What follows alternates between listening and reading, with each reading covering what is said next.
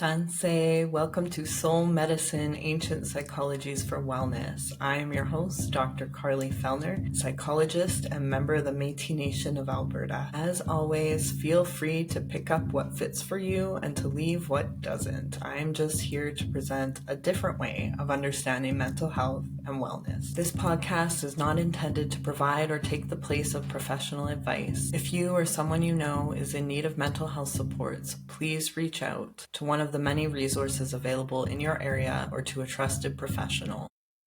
I am so excited to welcome kihtehayah Wabanungokwe, Donna LaChapelle, to Soul Medicine today. Donna is an Ojibwe Dakota woman enrolled in the White Earth Nation. Donna's passion is to teach and share all that she has learned from her elders through a cultural lens that encompasses history, ceremony, song, and language. The elders gave Donna a foundation to build on her life experience and a foundation that is rich in spirit and the value of ancestral knowledge. Donna's education has been lifelong in the study of the healing arts and American Indian Studies at the University of Minnesota. Donna is a faculty member for the Center for Mind and Body Medicine in Washington, D.C., and carries a certificate in Indigenous Focusing-Oriented Therapy. Donna is a UMICAD Level 1 addiction counselor and currently lives in Hinckley, Minnesota, where she contributes to her community through spiritual care, cultural healing, and education. I am super excited to have one of my beloved kihtehayah elders here with us today, Donna LaChapelle. I'm just going to hand it over to you to introduce yourself, and then we'll go from there. Uju Nunduwe Ganiduk. Hello, my relatives. My name is Wabanungokwe Indigo Mikanakdodam. My English name is Donna LaChapelle, and I'm an enrolled member of the White Earth Nation, and I am an elder in my community. I'm glad to be here. My last name, just remembered that I have French relatives, so I'm home on the homeland. I'm glad to be here. So miigwech. Miigwech, Donna. I'm so happy to have you with us. You've taught me a lot over the years, and I continue to learn from you anytime we get the chance to connect, and I'm so grateful for all of that wisdom. So recently, we had the opportunity to sit together in Fond du Lac, Minnesota, and we're having a conversation, and you were speaking about giving your story to the land. And when you shared about that, it really struck me because it's just that direct reminder that, the land is the therapist. Kind of, even when we're practicing Inuak indigenous psychotherapies, for those of us who are, therapists or clinicians practicing in the front lines of community, I always say the land is 70%, 90% the therapist, right? We're just there kind of supporting and facilitating. One of the things that I've learned with you, and even thinking back, I did my very first fast with you, is having that direct experience of the land as therapist, 100%, and the ways that anybody at any time, any of us, can go to the land and receive the help that we need. So I just wanted to invite you to speak a bit more on how the land can support us when we're going through difficulty, suffering, grief, trauma, things like that. I remember one of my teachers saying, there's a lot to learn, so don't be in a hurry. But today, I take my tobacco out and I stand barefoot on Mother Earth. And she is our medicine. So we discharge all our fatigue and our worry and our stress right into the earth. And she holds it for us and is even able to transform it into new life because she feeds us that nourishment that we need for energy for the body. It's a vibration. And if we can imagine it in our minds and feel that connection to her, because there's an actual place in the bottom of our feet that we receive and discharge that energy. So I want us to all remember that besides our tobacco and our sacred medicines, that she is one of our medicines. And that if we touch her every day and able to sit on the earth and be close to her, she can transform our lives. So I've had experiences in my life when I fasted and when I was out in ceremony on the land, that the land took care of me. It gave me everything that I needed to heal and to start anew. Every day is a new life. We don't need to carry the story anymore, that either we share it, excuse me, in talking to our relatives when we're out in the woods with our tree nation and in the natural world, and just begin to share what we grew up with. We don't even know what that is sometimes, but we just talk to our relatives. We're actually in company with them. Think about the trees all around you and how beautiful they stand, and in their strength and in their wisdom. They don't fight with one another. They just are connected to Mother Earth and Father Sky, and they reach for the sun every day and bring down those nutrients to feed the earth and to feed all of us. And when we step on her, we're receiving that same medicine, that same life way. So it goes beyond our prayers, and it's about a direct communication, direct connection with the unseen world. So my first experience, I was in Red Lake and I was out in the woods. I went out for a fast, and my relatives put me out there, and there was a fire going, and I was instructed to tell my story to the trees and to nature and to watch everything that was going on. And it was such a beautiful day. It was warm and sunny, and the lake was glistening from the sunlight. And I just sat quietly in prayer, using our tobacco and smoking my pipe, and just began telling my story of growing up, what I remember. And I didn't realize that they were holding that story for me. So I made my altar and I made my bed in the path, a walking path, and the bears were there before me before I even got out there. So it was like a special blessing where they put me out, that bear medicine. So I kept praying and using my drum, and I had really strong dreams that evening. And in the morning, I put my tobacco down and my prayers, and I watched how the landscape changed and even the direction of the water. There was a drop in the temperature, and it was cold, and the wind came and swept north, and the water changed directions. And I realized the message that I got was that it carried all of that story, that trauma, that suffering that I had been holding on to.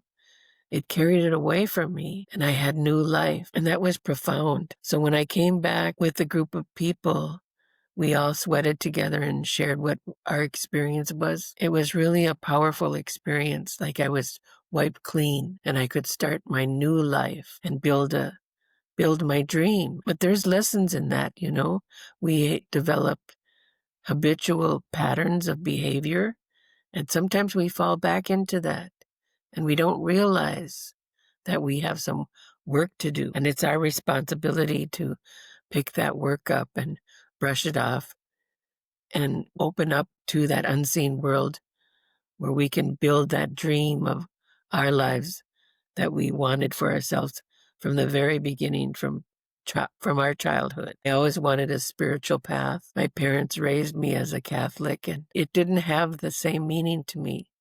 I wanted a deeper meaning to life. And my grandmother would tell me of her father's life.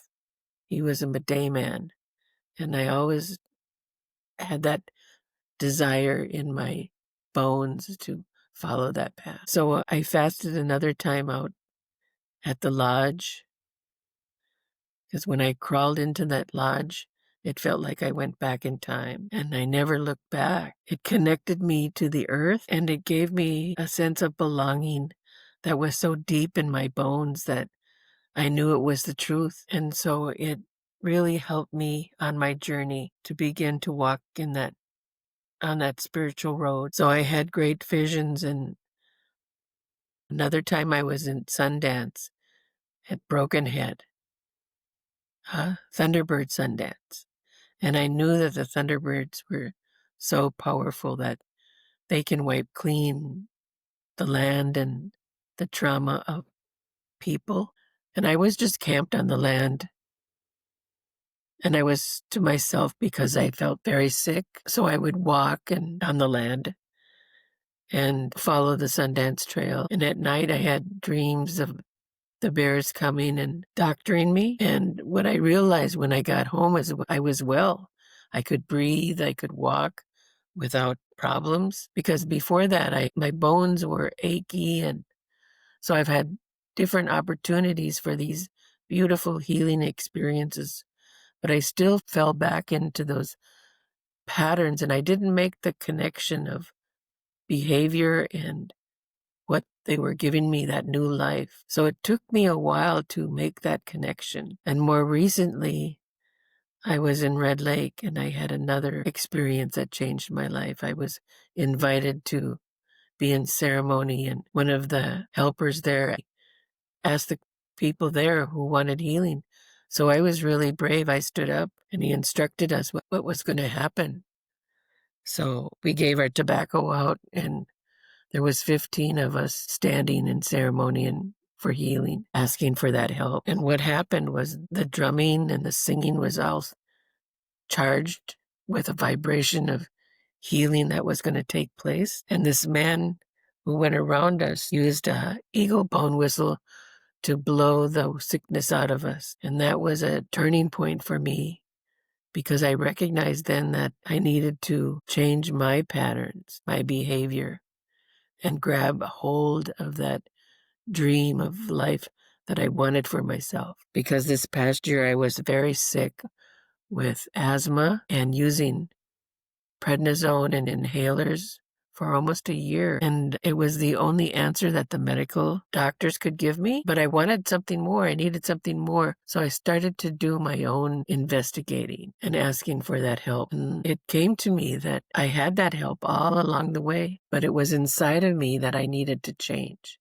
I needed to change the patterns of my own behavior, that sickness behavior, because it was keeping me like a prison in my own sickness. So I had all the elements around me from that unseen world, that they were gifting me with that deep healing to change my life. But I had to put action behind it and change it for myself, to let go of all those false beliefs and pick up this beautiful life that I wanted. And so that's what I'm doing today. I go out on Mother Earth and I stand on the earth in my bare feet for 10 minutes or longer and just pray and hold my arms up to each of the 4 directions and to the Creator above and Mother Earth, just to discharge the fatigue and my thought process, and to receive that vibration of life that is given to everybody, and to let go of those behaviors of self-sabotage and going for something that's going to sustain my life, because I want to live.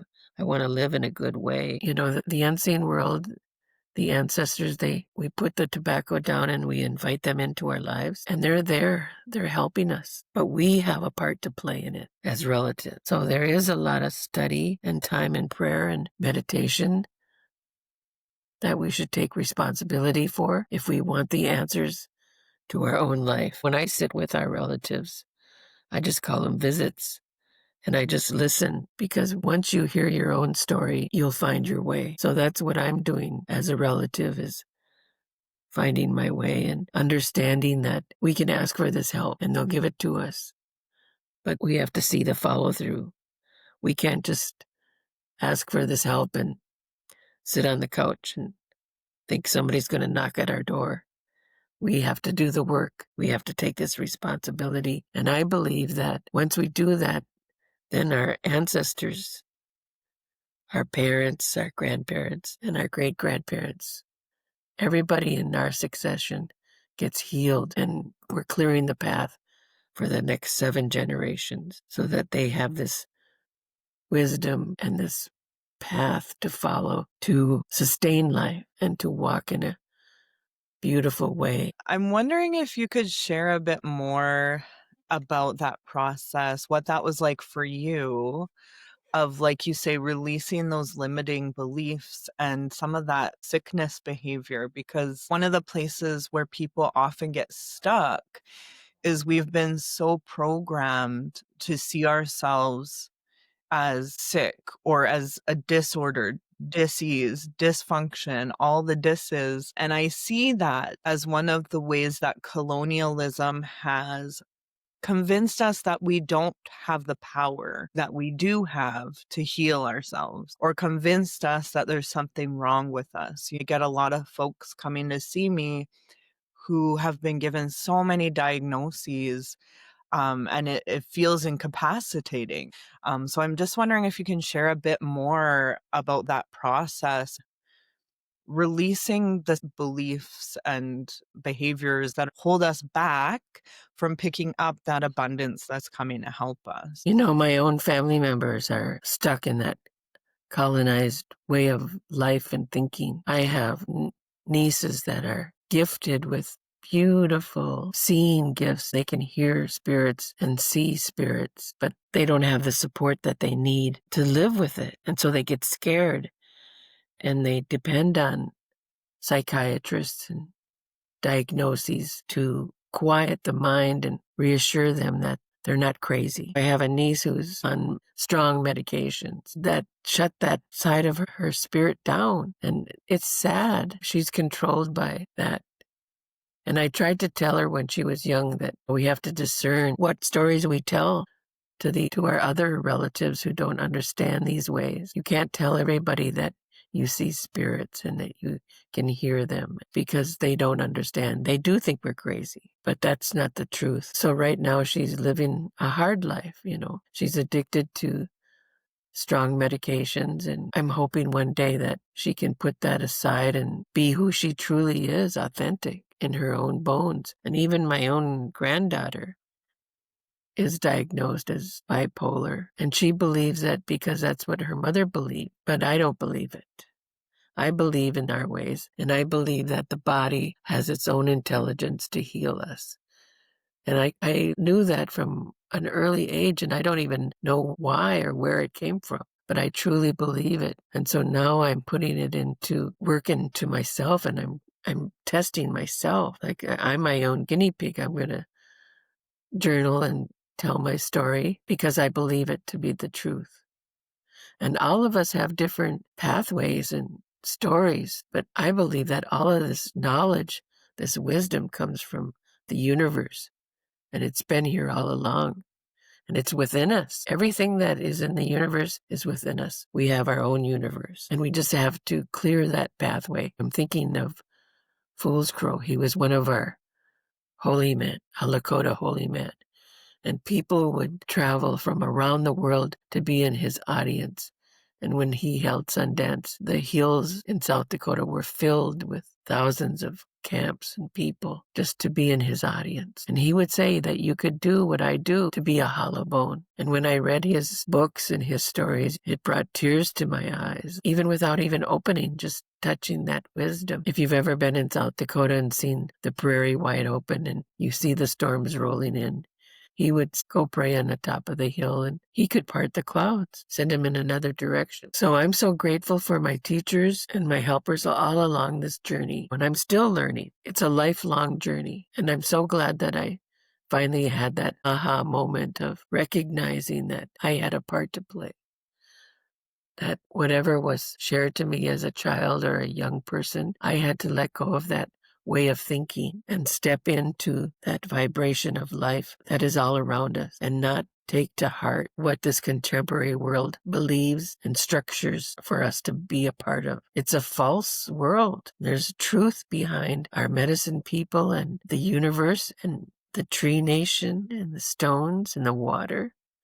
Just to go sit in the woods and take it all in, they will respond to us and welcome us. And even if we don't know the question to ask, but we're just in relationship with them, they will take care of us. That's how I believe. It's a beautiful life, and I wouldn't want to change anything. I feel so fortunate to be Anishinaabe and connected to the earth. That process of that inner knowing that things have to change. And maybe it's, we hit a wall and we have nowhere to go take an inner journey and say, how do I figure this out? Even asking those questions, they'll help us, because you'll get some wisdom, like a light switch goes on and say, that's what I need to do. I need to step on the earth. I need to connect it with that vibration of life and walk that path. And everything that you need will be provided for you. It's abundance of compassion and love for us. And that we take the tools that our medicines help us, the tobacco, the sage, and we brush off everything, all those toxins, and we empty out our cup. And we fill up with that vibration of life that is so beautiful, so powerful, that will sustain us. We're actually healing the 7 generations before and the 7 generations to come. It's magical. It's a mystery. It's deep, and we don't understand the whole dynamic structure of this universe. Not yet, but we don't need to understand everything. We just need to do our best, live our best life, and be a good relative to one another. Yeah. I feel like I'm always out there saying the world needs Inuak Indigenous people's wisdoms and knowledges today. For all future generations of all peoples, these wisdoms and knowledges are so important right now. And that's also part of my reminder to folks that wherever your ancestors are from, they were living indigenously at some time. I think it can be hard for people who, let's say, maybe their ancestors haven't lived indigenously for 2,000 years, right? Because they were some of the earliest that were being colonized. So it can be harder sometimes for folks to connect. But I think that reminder and what you're talking about, that the land is there for all of us. It loves unconditionally every single one of us globally, equally, right? There's no person who's any better. There's no person who's any less in the eyes of the land and the universe. And that abundance is there to care for each and every single one of us. I know that there are a lot of folks that feel stuck saying, well, I don't have that connection, or students I've worked with who are not Indigenous who say, well, I'm not Indigenous, so how can I learn from this, right? And I always remind people, you are made of the land, you're made of the water, the plants, the animals. You are this land, and you can develop and cultivate that relationship to land. And same with our own people, our own Inuak Indigenous peoples here, who may not have grown up and may not have access even to ceremonies or the cultural pieces right now. Like, you can always go to the land. That's kind of how I talk about it. But what would you advise for people who feel like they don't have that connection, or they don't have a person or a community to support them in that connection? How can they cultivate that? I would say put your hands in the earth, bury your feet in the earth, take your shoes off and stand on the earth and cultivate that relationship. Gardeners, hikers, we used to wear moccasins all the time. And if we get back to that, that would be lovely, because you think about all the animals. That's what I was thinking about this morning was, their paws are on the earth all the time. Oh, and they're so strong and powerful, and they have abundance of life just from touching the earth. And we can do that. As a kid, I used to be on the earth all the time, running barefoot and happy and playing, and I was strong and healthy. And it's just later in my life that I isolated myself in a house, and I don't do that as much as I should. But getting reconnected to the land definitely is going to be your key. And I didn't grow up in ceremony or with culture. I was an urban kid in the city, away from community. So we just adapted to our surroundings and our environment. But as a young woman, I went on a spiritual quest in my 20s. And I was lucky because at that time in my history, there was a lot of my elders and community members that wanted the same thing. And we would caravan to Lakota. There was a spiritual camp there and a spiritual teacher, Philip Martin, who built the lodge. And that's where my first experience was. When I crawled into that lodge, I had a transformation. They took me in and it was like I stepped back in time. And from then, I never looked back. I kept going. And I would follow the Sundance Trail. And if there was a ceremony anywhere, I would drop everything to be a part of it, to be in that presence, because I wanted to be close to those spirits. And I've had beautiful visions and experience of fasting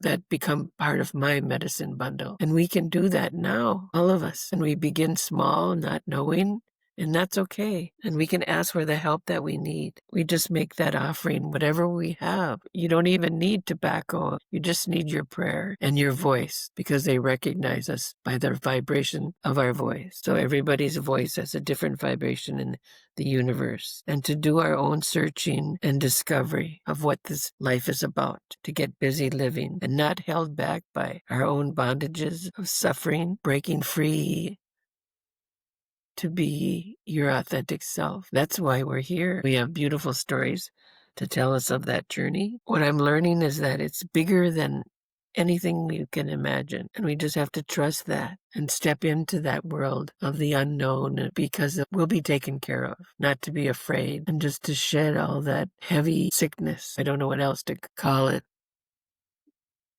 If we don't, then what's the alternative? That we get stuck in our own dogma of disease and death. And I don't want to live like that. I want to be able to cherish and give this beautiful life to my grandchildren and my great-grandchildren, that they know the truth of who they are and what relation they are in the universe. Because this is a powerful world that we live in, and we don't need to limit ourselves. Yeah, I'm getting really emotional listening to you share. It's so powerful, and it just makes me think of this dream I had when I was preparing to resign from the university. Because, I had worked as a professor for 10 and a half years. I had tenure, and it's kind of like the dream for a lot of academics, right? You get to that point, and it's not too common for folks to step away from those positions, but I could feel my spirit pulling me in another direction. I'd come to the point where I'd done all I could do in that space to the best of my ability, and then realizing the limitations, because it's a colonial institution. So I was being pulled to the land, pulled to leave the city, pulled to leave the security of this career, and just trust and have faith. And I had this dream that involved me literally taking a leap of faith, jumping off of the top of a skyscraper in a city. And I was trying to land in this pool, and I didn't land in the pool. I actually landed on the deck beside it, but I was fine. I landed on my feet. It just makes me think that there can be a lot of fear when people are allowing themselves to receive the guidance of spirit and to follow that spirit. I like to always flip things around and say, but isn't it scarier not to? If I use my example, isn't it scarier for me to stay in that institution that's putting up blocks and obstacles every way I turn to doing this work in a good way? Isn't it scarier for me to stay in that environment and stay so limited? And to me, that is scarier than leaning into that faith, right? And that doesn't mean it's easy. It does require faith. And I'm grateful to have that faith through also my experiences, very similar to what you expressed, that when I started attending ceremonies, I was going all the time, similar to what you said, right? I would drop everything. I was at all of Alana's sweats and full moon ceremonies and singing and drumming with Fred John, and just my spirit was so hungry, and I found that medicine that I didn't know I was missing and that I needed. And through all of that, and then also through Sundance, as you were talking about, really started to learn to lean into that faith and that trust. And so I know it's hard. I was at a Sundance this summer just witnessing, and I was thinking, like, this is what's really helped me have that faith, because how can you not have faith once you've gone through that? And so I realize, it can be hard for a lot of people, but it's so important. Like you're saying, even doing something as simple as getting your feet and your hands on the land. And that peace is just trusting what comes to you, having that surrender. In some of the hardest times I've gone through, I didn't have a ceremony to go to. So I would go to the land and just let it out. Sometimes something hurts so much, you just have to go cry. And even if I wasn't on the land, there's times I've done that in the shower with the water. And I'll just cry and I just pray. It's just this desperate, I'm hurting right now and I don't know what to do and I'm lost. And so I'm just going to ask you for help. It's like this total surrender. But that key part that we have that role in is to receive what comes, to accept what they bring to us. And it'll come as a message. It's like a thought. It seems like it's my thought in that moment that I'm praying desperately for help. But I can tell that thought has come. That's how Spirit is talking to me, to let me know, hey, you can release this, or this is what this is. And so it's just trusting that. In the mainstream dominating culture, we're taught to dismiss that. Like, oh, yeah, that's just me trying to make myself feel better. But really, it's like, no, there is some significant guidance that comes that way. And I think that's important for folks to realize too, because sometimes people are really seeking to receive some sort of big moment vision that just like catches them off guard, and it's this like wow thing, and that doesn't always happen. Sometimes it comes in really subtle ways, just through that intuitive like, you should go over there, oh, you need this, and then you'll find that medicine that you need. It doesn't always come as a big fancy dream. For people to know that and not to push those things away, but to really start to listen, because every human on this planet has that gift of receiving the guidance of spirit, intuition, gut, ancestors, angels. People have different ways that they talk about it or understand it, but we all have that gift because our spirits are connected to the source of life. And there's something there that is helping and pulling us to our highest manifestation of our gifts and contributions of our time here. It's just that process of living and following it. It can be hard for people, but it's so worth it. Yes, that's what I believe. It's a beautiful life. Oh my gosh. I'm so fortunate to see that for myself and the beauty. And I want to share everything that was shared with me to give it back. That's one of our values, is that it doesn't belong to you.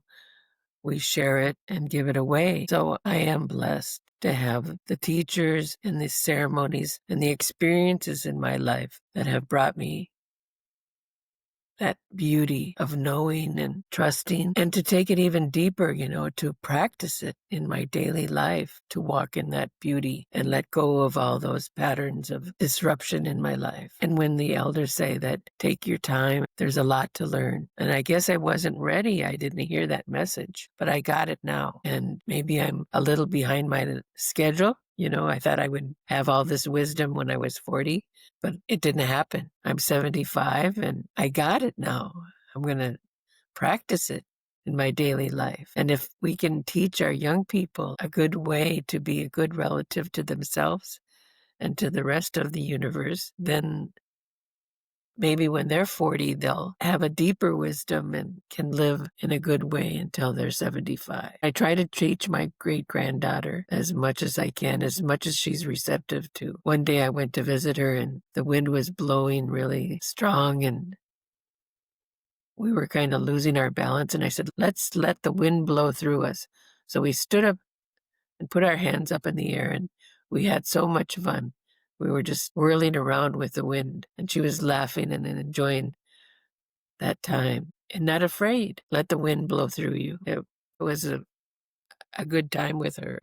But yeah, There's so much to learn and so much to be aware of. Your daily routine. Watch how you get up in the morning and what's the first thing you do? Do you grab a cup of coffee, turn on the TV? I've got to hide the remote control on myself so that I take the tobacco out and stand on the earth. I need to be more on the earth. So I'm going to make a promise to myself that I'm going to walk around my neighborhood and in my bare feet, because these kids around here, they're playing outside and running and barefooted, and they're having so much fun, and they're gaining so much more than they realize. They're connecting with the universe, and these are strong kids, physically strong.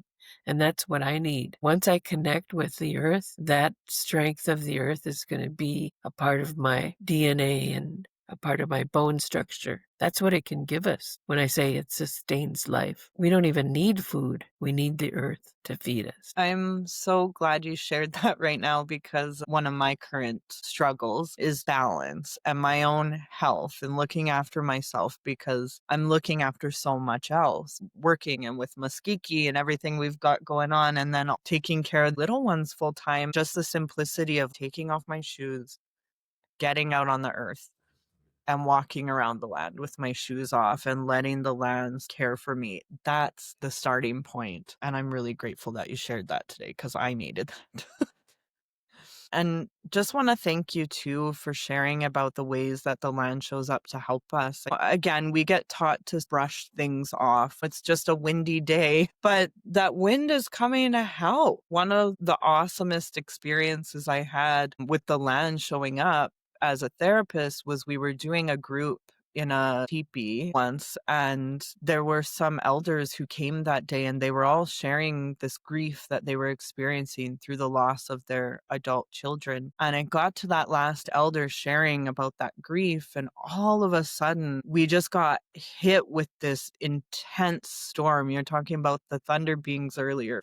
There was thunder, huge hail, and the rain was just coming down, and it actually was so heavy and so intense that it was getting everywhere in the lodge. The lodge wasn't prepared to keep it out, but it was meant to be that way. We were protected from the hail, but we all got soaked. As soon as there was a break, we ran into the nearby building where we were at, and I noticed right away all those elders were laughing. They were laughing, and there was one of the male elders had his shirt off and a towel wrapped around himself, and the ladies were drying up, and I just had this moment of like, wow, that storm showed up. You were talking about that, the thunder beings, they can clear everything away just to really help with that grief. Not only their grief, but the community's grief at the loss of these folks before their time because of the things that they were going through. And it was such an incredible healing and shift from that deep hurt and pain into this laughter. They took care of that for us. The land showed up to help. Yeah, that's beautiful. And your own awareness of recognizing that. Yeah. And that's what I hope that people can begin to recognize more and more. Even when you're out there and that rain comes, let it cleanse you. Let it take care of you. We're often so programmed into those habitual responses you talked about,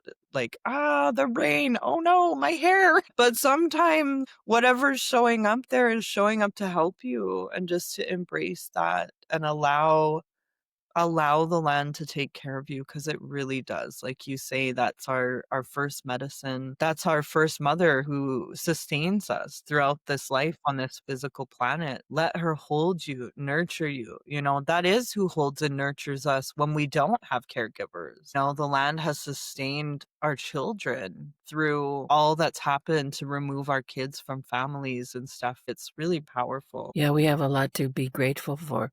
And even thank our Mother Earth for all her wisdom and beauty. And she never judges and never shuns us away. She's always there, ready to receive us. Exactly. So I'll just invite if you have any closing thoughts or comments before we wrap up today. Now that we've opened up this beautiful pathway, it's like more and more stories are coming to me, and we have more to talk about. I like these conversations, and we don't talk about these things with one another. It's more of the everyday laundry and cooking and cleaning and taking care of babies, but we should have these conversations. So miigwech for all of your wisdom and for your courage to step into this realm and to open it up and send the message out. Chimigwich to you for sharing your wisdom. It is so important, and we will have another one of these conversations. Hi. Thank you so much for joining me today, and I look forward to seeing you on the next full moon.